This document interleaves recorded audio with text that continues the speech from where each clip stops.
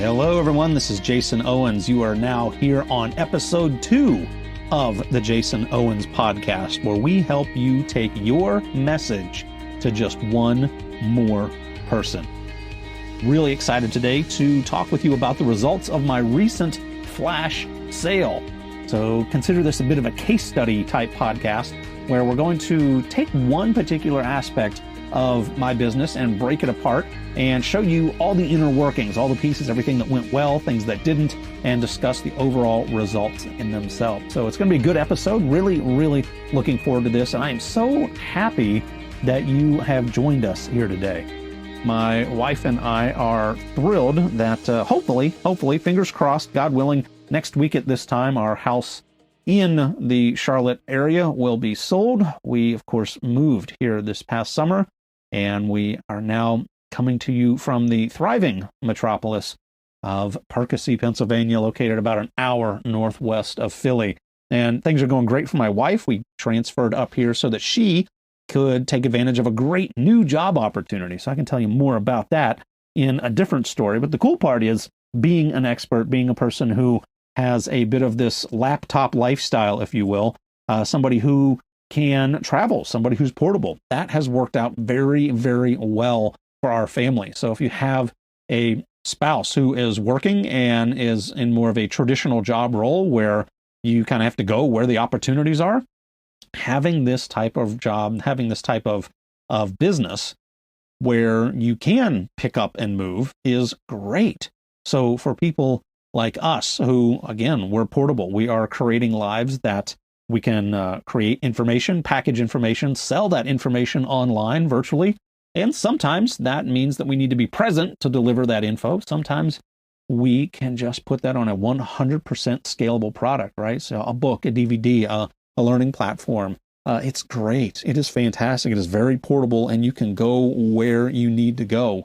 So with that in mind, let's go ahead and continue creating that for you. So let me tell you about my flash sale. Now, for the uninitiated, a flash sale is a really short-term promotion with wildly reduced prices. It is meant to bring you a very good spike in activity in your business, okay? And I have to admit, yes, that's exactly what happened in this flash sale. So what a flash sale will typically do for you, again, is bring you a spike in business. Now, for the uninitiated, again, you might be thinking, well, hold on, Jason, if I usually sell a product for whatever the number is, $100, why would I greatly reduce my price? Well, you're not just looking for that initial sale.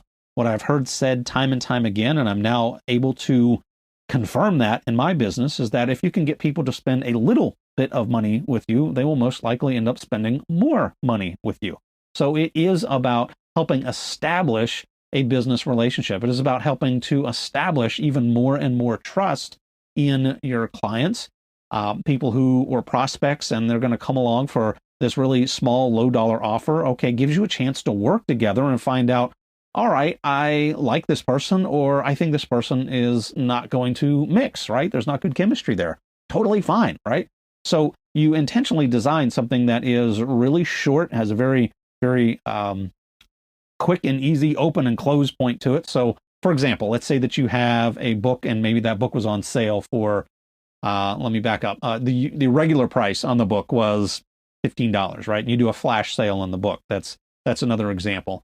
A price point that I've been told to try to hit is somewhere around what's called a latte factor, right? It's the whack on the side of the head. Gosh, why wouldn't I do that? So I've heard the number $7 used. It really depends on what your market, what the latte factor is for your market. So if $57 is the whack on the side of the head for your market, then by all means, 57 is the price. So for me, I went ahead and chose $7 as my latte factor, my price on this. And I ended up doing a flash sale of a 3 email campaign. Now, that usually sells for a lot more money than $7. And really, again, my entire intention here is to go ahead and get some business relationships established. I'm brand new up here in Pennsylvania. All of my network is back in the Charlotte area. So here I am trying to get some more traction here locally and going out, meeting people, trying to spur some business with them, trying to establish some trust here. And anyways, so the good news is that the flash sale is working and worked well. So overall, what you want to make sure is you want to understand the anatomy. So it's not just this low dollar offer. You really, truly have to have that next thing in line, okay? So whatever your next follow-on is. So for a business coach, it might be you're going to do a really good assessment up front, and then the follow-on is, hey, go ahead and join me for my monthly engagement, right? So go ahead and sign up for a month package or a 6-month package or whatever that deal is. You need to have that upsell ready and ready to go. So again, flash sales work strategically, not just for, hey, let's just see if we can sell some stuff. No, strategically, you really want to position this so that you have that upsell product already designed and you already know what it is and you already know that you can deliver value there. What you're looking for is a way to go ahead and begin funneling people into whatever that product is, that upsell product. So a flash sale is a very, very good way to funnel people into your upsell. So when you're looking at the math as to whether or not your flash sale has worked, okay, you have to include the upsells that you ended up converting, not just the flash sale itself, right? So what we're going to do here is go through the blow-by-blow details, the actual case study part of the flash sale, and we're going to divide it up into a couple different parts. The first one is going to be what went well, what didn't, and what are the end results. Now, keep in mind, my product here is a 3-email campaign, and that email campaign is going to be custom written for whomever I'm working with, right? So I'm not just going to do a generic campaign for somebody. I am going to do a specific campaign for someone, okay? So I am not delivering a template. I'm not going to make you do the work, right? My job right now, my business is based around done for you services, okay? That is my upsell, all right? No surprise there. My upsell is, hey, let me go ahead and do some work for you. Well, you start that relationship out with doing a 3-email campaign. So that is the flash sale. And I had things set up on my website such that people could go ahead, click the buy now button. They have a great mobile optimized order form. So they go in through the order form, they end up using that. And at the end of that, you end up getting a thank you message that says, hey, great, thanks for completing step 1. Here's the second step. Go ahead and schedule time to get on the phone with Jason. Okay, so you now know that you have this product, this service coming your way.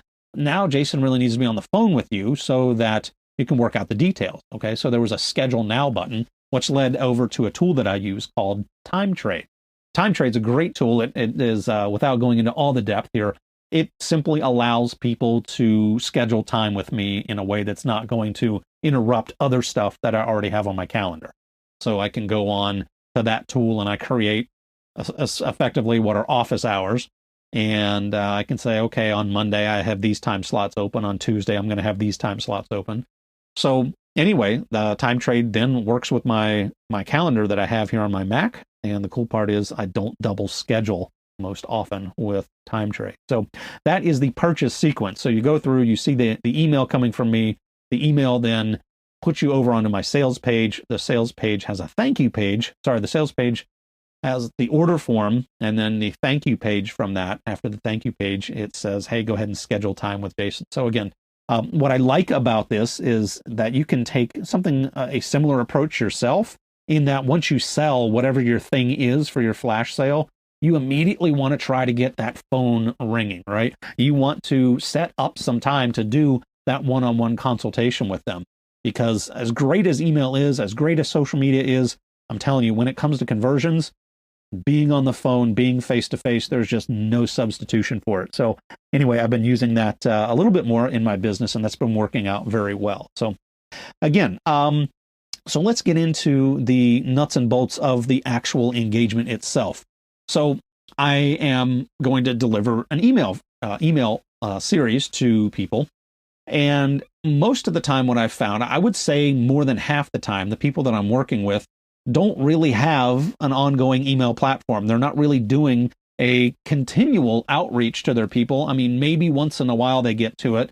Or, yeah, I reach out to my people, but gosh, I do most of that through Facebook.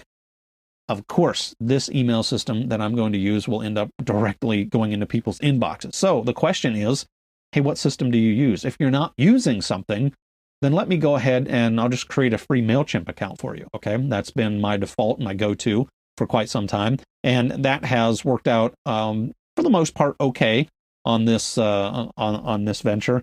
What I found though is that whenever I encounter a client that has another email system, so whether it is, fill in the blank. I mean, there are 100 of them out there.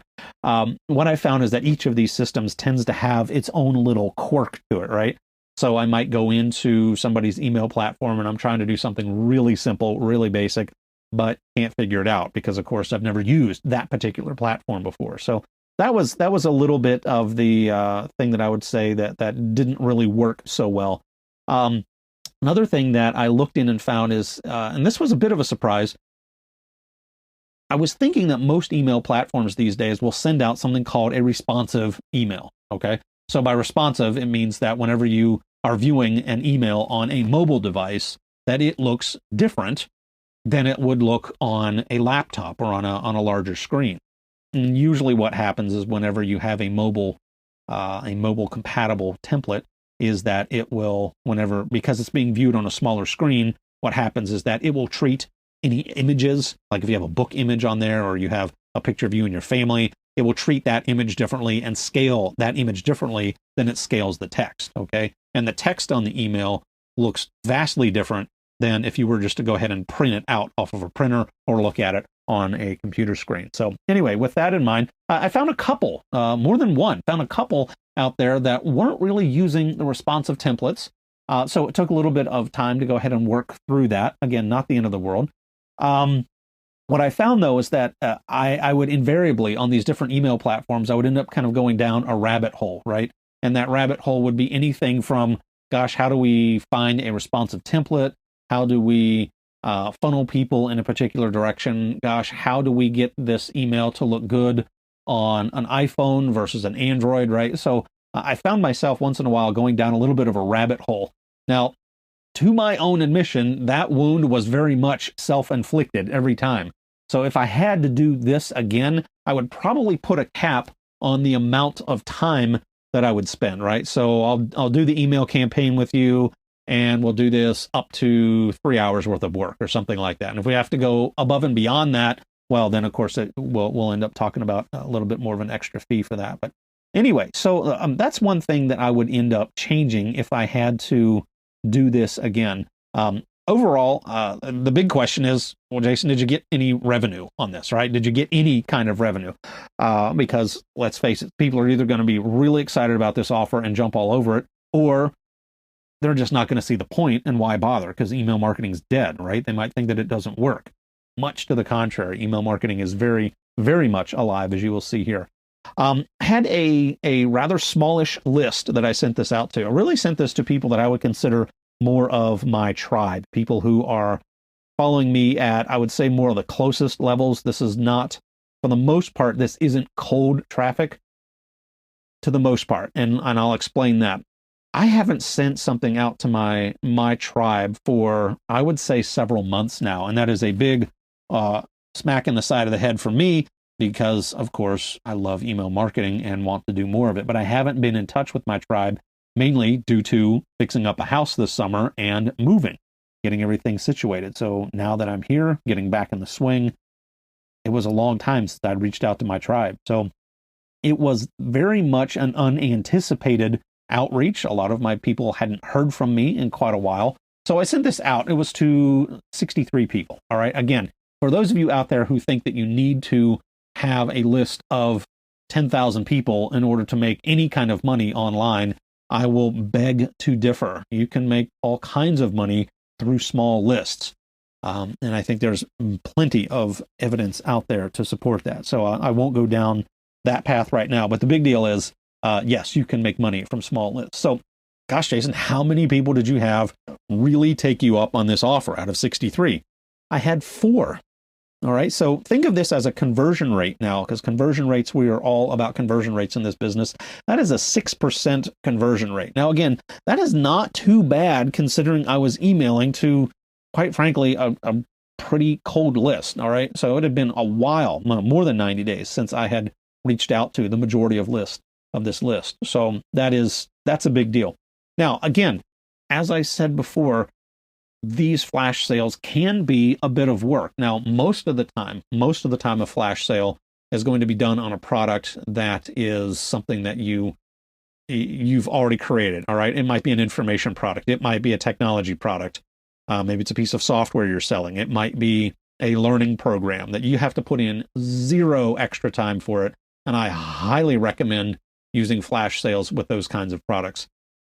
My doing a flash sale with a done for you service is a bit of an anomaly. I haven't seen that done in most places, right? So the question is, well, does it work? Because Jason, you just told me that of these people that you're working with, you kind of went down a rabbit hole with some of them. And yeah, okay, so I ended up doing a little bit more work than I had anticipated originally, but it all worked out. Because overall, again, remember we talked earlier about the upsell, right? Well, I've ended up having a 50% conversion rate so far on the monthly email marketing package, right? So 50% conversion rate is pretty dang good, right? I don't care what way you slice it. So really, the way that I look at it is I can spend my time driving all over trying to learn this area geographically, try to figure out where people hang out and all that. I can go all over the place trying to find people and do the conversion one by one, or I can run a flash sale, right? And it works, okay? So I did a little bit of extra work with a few clients, but hey, I didn't have to get in my car. I didn't have to drive all over the place. And I still ended up with as much or more out of this flash sale than I would have if I was out just trying to meet brand new people around here. So again, in a one-off situation. So that is fantastic. Now, it doesn't end there, okay? Because of these emails, again, I'm sending out emails to 63 people on my list. I ended up getting 3 referrals out of this, okay? So these are people who said, wow, Jason, I don't really need the flash sale, but I know somebody who needs to be doing business with you, okay? Now, again, this was unsolicited. This is not something that I had even remotely asked for in the flash sale that I did, but invariably, email marketing helps jog people's memories. Email marketing helps bring you back to the top of mind, and email marketing helps bring exactly what I experienced in this. So I ended up getting 3 referrals out of it. So let's talk about, well, what happened inside the case of these referrals. Okay. So one of these referrals accepted the $7 offer and converted to a monthly package. All right. So that worked out great. One referral has become the largest quote that I have sent out this year. Okay. So this person is in the faith-based circles, trying to launch a product. It's been going okay. I guess I would say it's been going okay. Hasn't lived up to this person's expectations. So the question to me is, hey, what can you do to help me launch this product? So again, a very, very big quote, big job that I would not have ever had the prospect of doing had I not reached out through this email campaign. So that whole conversation is still very much in process. Still have a phone call scheduled coming up next week where we're going to start a piece of that work. So I'm honored to have even had the chance to be consulted on the matter. It's just been a really big deal. So that's the second referral. Third referral, wasn't really ready for that $7 offer. Okay, the person didn't really convert, and that's okay. I feel good knowing that I was able to be on the phone with this person for a little bit. I provided this person with some really good direction.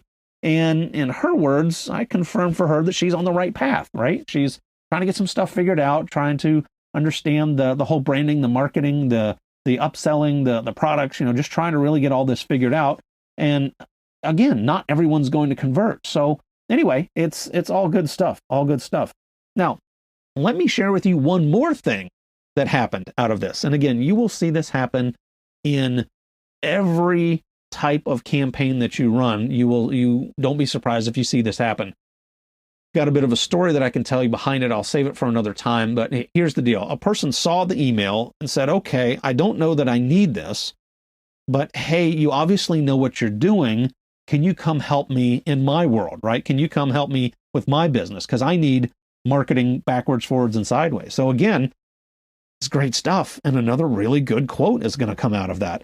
Another good conversation, certainly some more work there. So again, let's just boil this all down to one metric. Okay. So I ended up having the 4 people buy at $7. All right. So there's there's $28. Plus I had 2 other people convert at the $300 a month level. That's $628 out of a list of basically 63, 65 people, if you're going to throw in the 2 referrals. If you work all this down to a number, what you're looking for is something called earnings per subscriber. Okay, so how much money is each subscriber worth? Right here in this list, each subscriber for me is worth $9.66. That is a really robust number. So when you think through the size of your list and you think, wow, I have 1,000 people. If I could just take 1,000 people and make that list worth $9.66 a person, that's a really good size list, right? So this is what we're all working for, right? We're looking for ways that we can take what we do or what we know, market it in such a way that people go, man, why wouldn't I want to try that out? Once people have tried it out, wow, why wouldn't I want to continue working with you? Why wouldn't I want to trust you? Because you've already shown me that you're trustworthy. That's what this is all about. And it all happens through the power of email marketing. And in this case, the case study on a flash sale. So everyone, anything that I can do for you to help you grow your list, to help you engage your subscribers so that we can begin transacting even more and more revenue for you, I am all for it. So please reach out, give me a ring. And again, really, really happy to be bringing you these case studies, really happy to bring you all kinds of good stuff that has to do with growing your brand. So next episode coming up, episode 3, we're going to talk about what I'm doing with my email list. Okay, we have a lot of really good stuff there. I'm going to share with you the behind the scenes pieces of what I'm doing with my overall list, not just that list of 63 that I mentioned to you earlier, but the entire thing. Because again, I've been growing my list for quite some time, and wow, just a lot of really good stuff to tell you about that. So I'm not going to steal my own thunder. So please join me for the next episode where we go through the ins and the outs of email marketing. Always, always, always looking to help people who are authors and public speakers take your story to one more person. I'm Jason Owens. Take care, everybody.